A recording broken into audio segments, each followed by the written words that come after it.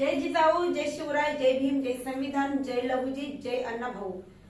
आज आपण एक अशा लोकशाहीचे स्मरण करत आहोत ज्यांनी स्वतःच्या आयुष्यातील गरिबी आणि अन्यायाचा डोंगर पार करून साहित्यात क्रांती घडवली, ते म्हणजे लोकशाहीर अण्णाभाऊ साठे। अण्णाभाऊचा जन्म 1 ऑगस्ट 1920 रोजी सांगली जिल्ह्यातील वाटेगाव या छोट्याशा गावी झाला। एका अत्यंत गरीब आणि मातंग समाजातील कुटुंबात जन्मलेल्या अण्णाभाऊंना लहानपणी शाळेची पायरीही चढता आली नाही। दलितांना मिळालेली अवहेलना, दारिद्र्य आणि सामाजिक अन्याय त्यांनी आपल्या लहानपणीच अनुभवलेला आहे। परंतु याच प्रतिकूल परिस्थितीमुळे त्यांना एक लोकशाहीर म्हणून घडवले। ज्या हातांना पेन धरायला शिकायला मिळाले नाही, त्याच हातांनी पुढे जाऊन फकीरा यासारख्या अजरामर कादंबऱ्या लिहिल्या आणि अन्यायाविरुद्ध पेटून उठणारी लेखणी निर्माण केली। केवळ 1 ऑगस्ट ही तारीख नाही, तर त्यांच्या जन्माची तारीख नाही, तर शोषितांच्या संघर्षाचा पर्वाची सुरुवात आहे। अशा या महान लोकनायकास मी विनम्र अभिवादन करते। अण्णाभाऊ साठे बालपणीचा संघर्ष। अण्णाभाऊ साठे यांचे बालपण अत्यंत गरिबीत आणि संघर्षात गेले। त्यांच्या बालपणीच्या संघर्षाची महत्त्वाचे पैलू काय आहेत हे आपण पाहूयात। अत्यंत गरिबी म्हणजेच अण्णाभाऊंचा जन्म सांगली जिल्ह्यातील वाटेगाव या छोट्या गावात एका गरीब मांग कुटुंबात झाला। त्यांच्या घरी 2 वेळेची अन्नाची भ्रांत बसायची। जातीय भेदाभेद म्हणजे काय? दलित समाजात जन्मल्यामुळे त्यांना बालपणापासूनच सामाजिक अस्पृश्यता आणि विषमतेचा सामना करावा लागला। त्यांना शाळेत इतर मुलांसोबत बसू दिले जात नसे। शिक्षणाचा अभाव, गरिबीमुळे त्यांना औपचारिक शिक्षण घेता आले नाही। त्यांनी शाळेची पायरी चढली नाही, ती केवळ काही दिवसच चढली। त्यांच्या लेखी शाळा म्हणजे केवळ अपमान सोसण्याचे ठिकाण होते। अण्णाभाऊंचे कष्टमय जीवन। पोटाची खळगी भरण्यासाठी त्यांना बालपणात शेतमजुरी आणि मिळती कामे करावी लागली। लहान वयातच त्यांना कुटुंबाच्या उदरनिर्वाहाची जबाबदारी पेलावी लागली। त्यांचे स्थलांतर, उपजीविकेच्या शोधात त्यांच्या कुटुंबाला सातत्याने भटकंती करावी लागली। ते भटकंतीचे जीवन त्यांच्या बालमनावर कायमचा ठसा उमटून गेले, ज्यांचे प्रतिबिंब नंतर त्यांच्या साहित्यात उमटले। म्हणजे काय? अण्णाभाऊचे बालपण हे केवळ पोटासाठी चाललेला अखंड संघर्ष आणि सामाजिक अन्यायाविरुद्धचा पहिला अनुभव होता। याच संघर्षातून त्यांचे व्यक्तिमत्व आणि नंतरचे क्रांतिकारी साहित्य घडले। यासमोर अण्णाभाऊ साठे यांच्या कामगार जीवनाची सुरुवात कशी झाली ते आपण पाहूयात। मुंबईचे आगमन। उपजीविकेसाठी अण्णाभाऊ तरुणपणी मुंबईत आले। मुंबईतील तेव्हा औद्योगिक केंद्र होते आणि तिथे त्यांनी गिरणी कामगार म्हणून आपल्या आयुष्याची सुरुवात केली। कामगारांचे वास्तव म्हणजेच मुंबईतील कापड गिरण्यांमध्ये काम करत असताना त्यांनी कामगारांची होणारी पिळवणूक, गरिबी आणि त्यांचे दयनीय जगणे जवळून पाहिले। युनियन मधील सहभाग। कामगारांच्या हक्कासाठी लढताना ते कम्युनिस्ट विचारधारेकडे आकर्षित झाले। त्यांना कामगारांच्या चळवळीत सक्रिय सहभाग घेतला आणि त्यांच्या प्रश्नांचा वाचा फोडण्यासाठी लाल बावटा कला पथकाच्या माध्यमातून सांस्कृतिक लढा उभारला। यासमोर अनुभवातून साहित्य ते कसे? गिरणीतील कष्टकरी जीवन, कामगारांच्या वस्त्या म्हणजे चाळी आणि त्याच्या संघर्षाचे प्रत्येक अनुभव हे त्यांच्या साहित्याचे मुख्य भांडवल बनले। त्यांच्या अनेक कादंबऱ्यातून हे कामगार जीवन प्रभावीपणे उमटले आहे। म्हणजेच काय? मुंबईतील गिरणी कामगार म्हणून झालेली सुरुवात ही केवळ रोजगारपुरती मर्यादित नसून ती त्यांच्या 42 जडणघडणाची आणि पुढे जाऊन कामगार चळवळीचे नेतृत्व करण्याचा प्रवास सुरुवात केली। यासमोर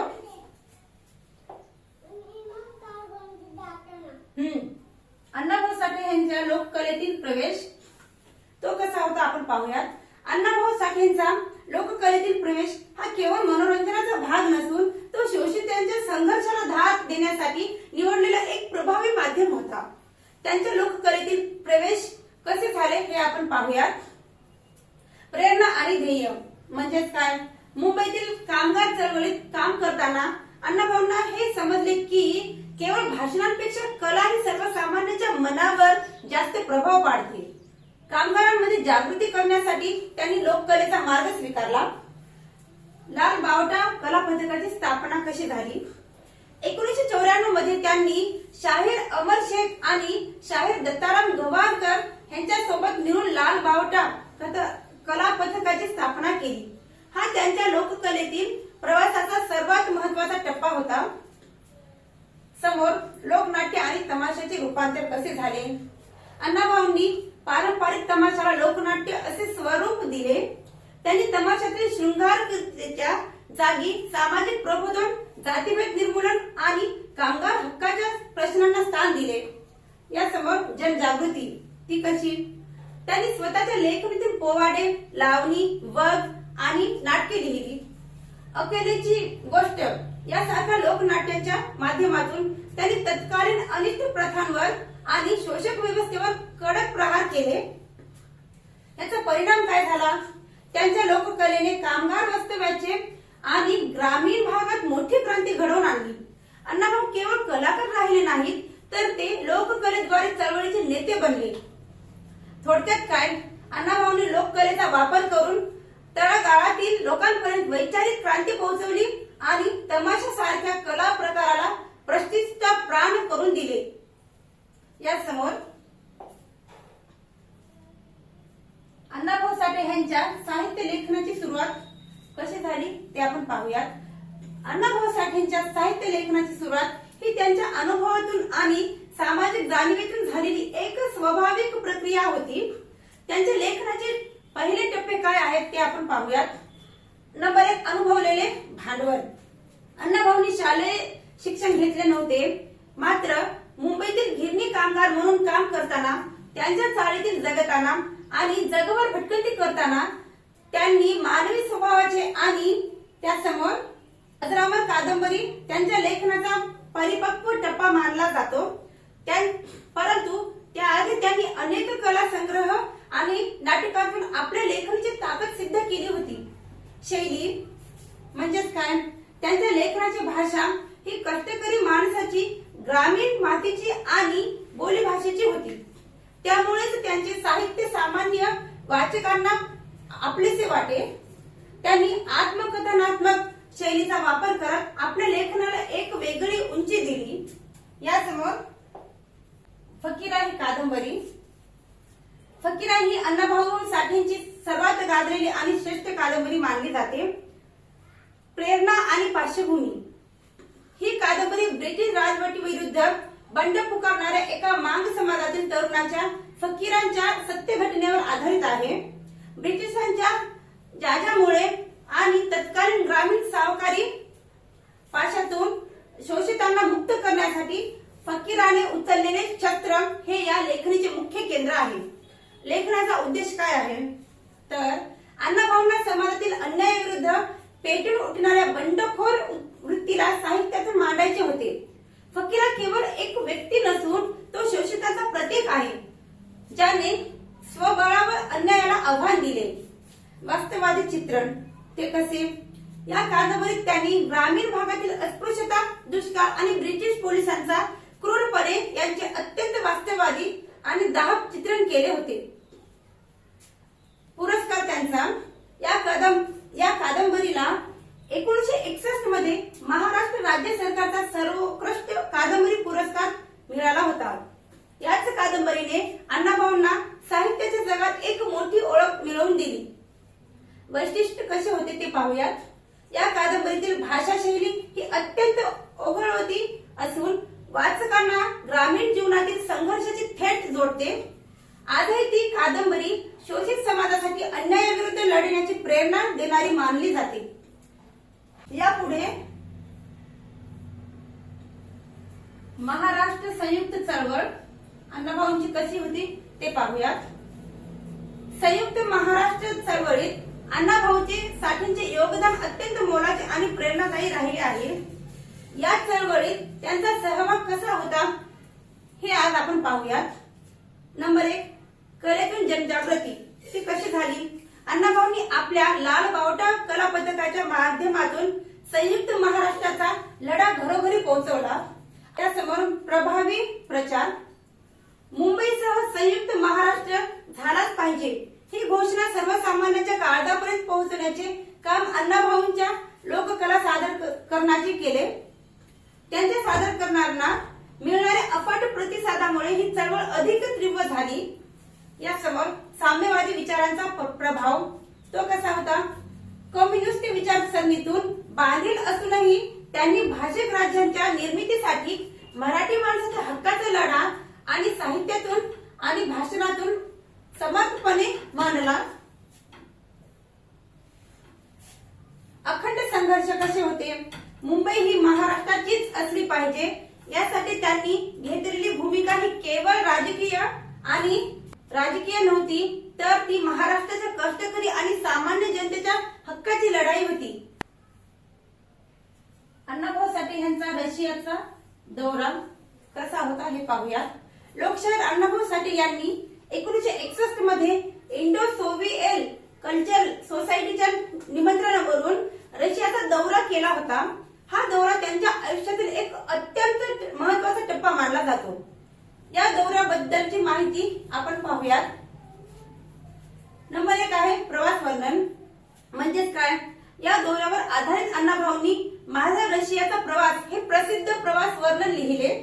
यात त्यांनी रशियातील संस्कृती, तिथली प्रगती, सामाजिक समता आणि तिथल्या लोकांचे जीवन यांचे वास्तव्य चित्रण केले आहे। नंबर 2 लोकप्रियता, ती कशी? रशियात अण्णाभाऊंनी मिळालेली लोकप्रियता थक्क करणारी होती। रशियन लोक त्यांना आदराने फकीराचा लेखक म्हणून ओळखत असत।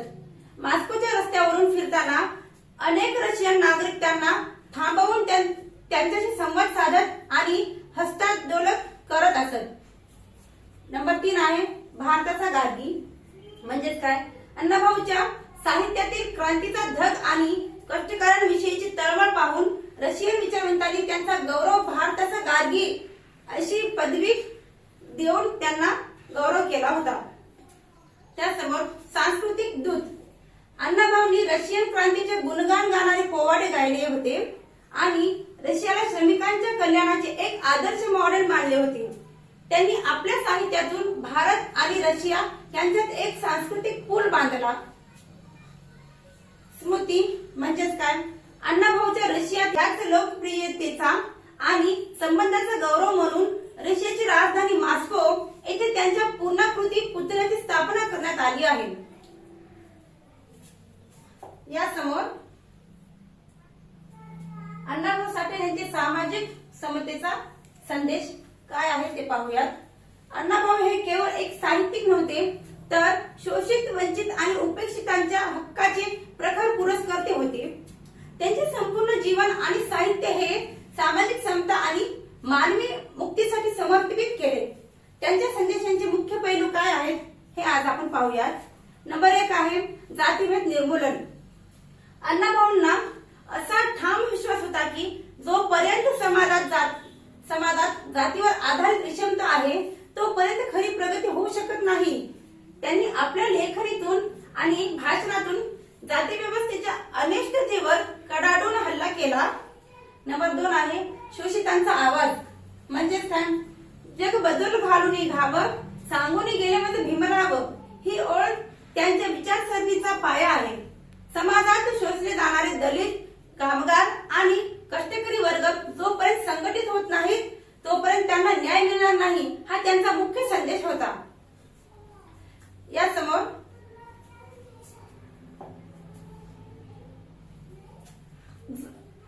जग बदल घालून घावं, सांगून गेले मज भीमराव। या जग बदल घालून घावं, सांगून गेले मज भीमराव। दीन दलितांच्या या जगात हो नका कोणीही लाचार, अन्यायाची ही साखळी तोडा, करा क्रांतीचा तुम्ही प्रहार, सांगून गेले मज भीमराव। विद्येविना मत्ती गेली, मत्तीविना नीती गेली, नीतीविना वित्त गेले, वित्तविना शूद्र खचले। अथांग अज्ञानाचा अंधार सारा, ज्ञान प्रकाशात तुम्ही विवरा, सांगून गेले मज भीमराय। माणुसकीचा सूर्य उगवला, समतेचा मंत्र दिला, जोडून या आपुल्या हाताने संसार हा नवा रचला। स्वाभिमानाने जगायची वाट दाखवली आम्हा भीमराव, सांगून गेले मज भीमराव। सगळं बदल घालून घावं, सांगून गेले मज भीमराव। हे प्रेरणेबद्दल थोडक्यात आपण अर्थ पाहूयात. प्रेरणा म्हणजेच काय? अण्णाभाऊ साठे हे डॉक्टर बाबासाहेब आंबेडकरांचे एकनिष्ठ अनुयायी होते. बाबासाहेबांच्या विचारांनी प्रेरित होऊन त्यांनी समाजातील शोषितांना, कष्टकऱ्यांना आणि दलितांना जागृत करण्याचे काम आपल्या लेखणीतून केले. गाण्याचे सार असे आहे की हे गाणे केवळ एक गीत नसून तो एक क्रांतिकारी जाहीरनामा आहे. यात बाबासाहेबांच्या शिक्षणाचे महत्त्व, स्वाभिमानाने जगण्याचा संदेश आणि अन्यायाविरुद्ध लढण्याची जिद्द या गोष्टीचा समावेश आहे. अण्णाभाऊ साठे यांचे निधन.